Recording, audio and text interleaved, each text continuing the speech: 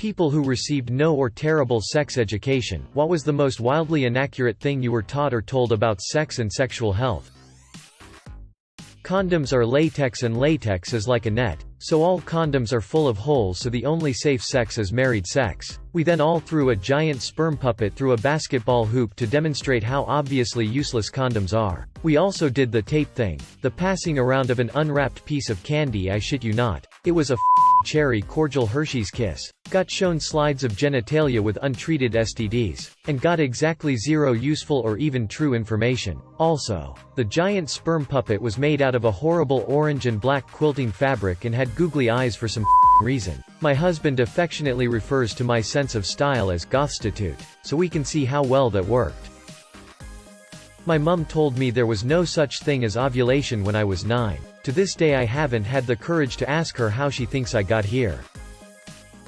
Went to Catholic school in South Texas. My sex ed was you are all too young to have sex. If you do you will be a sex offender for life. Then we learned about the legal problems of being a sex offender. Not totally wrong, but lots of girls had to leave when they ended up pregnant.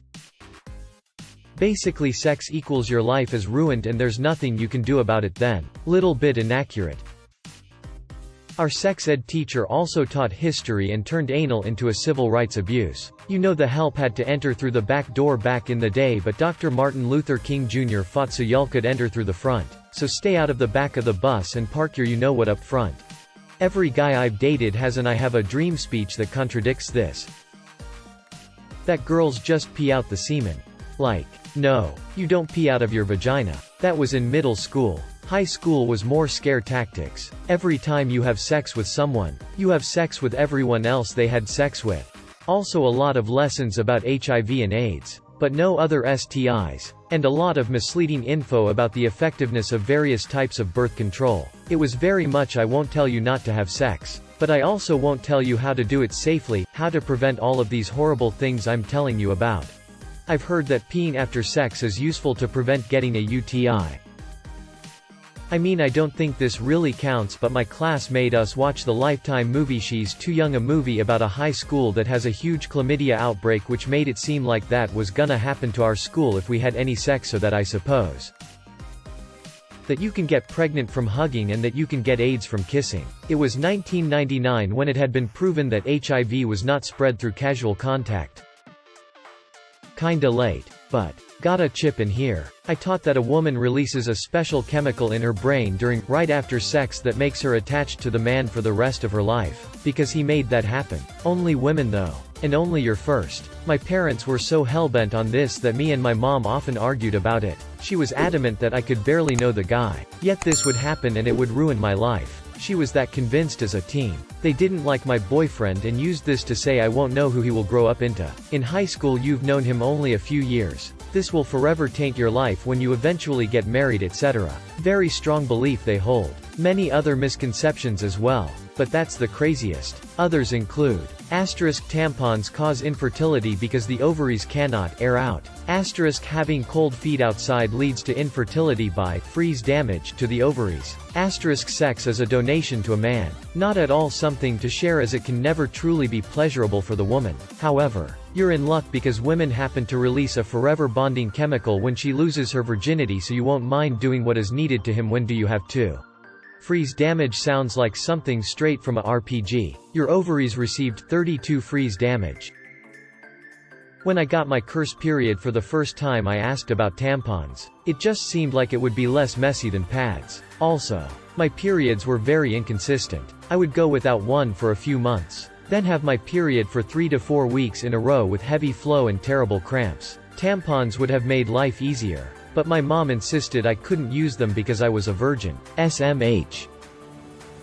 It's surprising how many people, both male and female alike, think that women urinate from the same hole as you menstruate from. Also, for a long time I thought testicles could move around freely in the sack and switch sides whenever, until I tested it out on an unsuspecting boyfriend. I got confusion and disbelief and laughter. I'm just glad I didn't hurt him, honestly. Stupid ancient technology. Balls need to go wireless.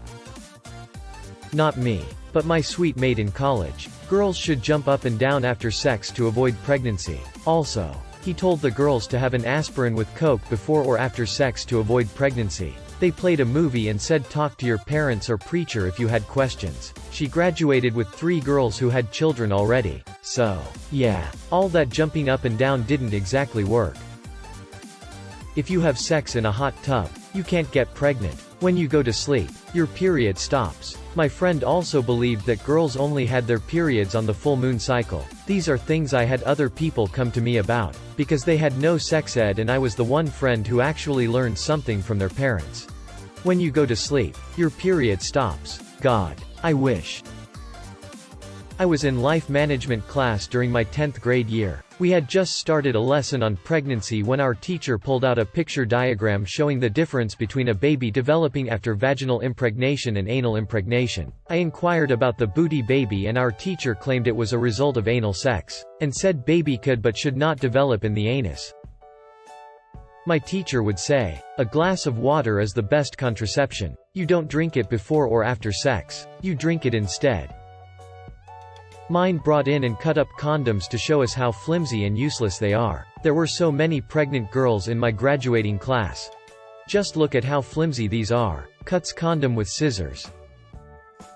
They taught us that if you have sex, you are dirty and disgusting. It became confusing to me as a child to be excited when someone announced they were pregnant. I thought it was only good if you ended up pregnant.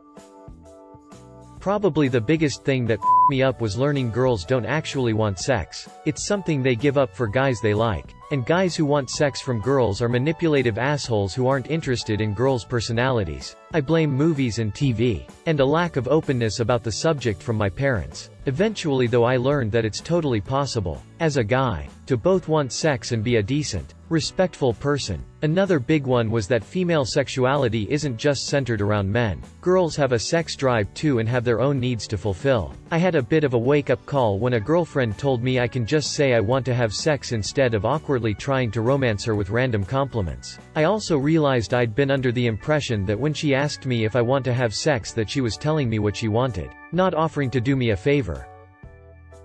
My best friend thought you could only get pregnant when you were on your period, and that condoms only went on the tip of your dick. Her mom and dad literally never said anything about sex around her. I read in a book once that women either have their period on the full moon or the new moon. I actually believed this for years. Then one day I was out with my mom and I saw the full moon. I said, I guess all you women are having a bad day today. She was like, what do you mean? Because all women have their periods when the moon is full. She laughed. We're not frickin' werewolves. Oh.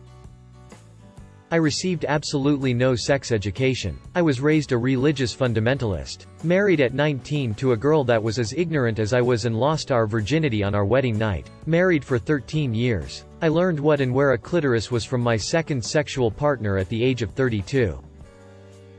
My sex ed was cassette tapes of an old man basically just saying don't have sex before marriage. But one of the things he said was I grew up on a farm. And I learned all I needed to know about sex by watching the animals.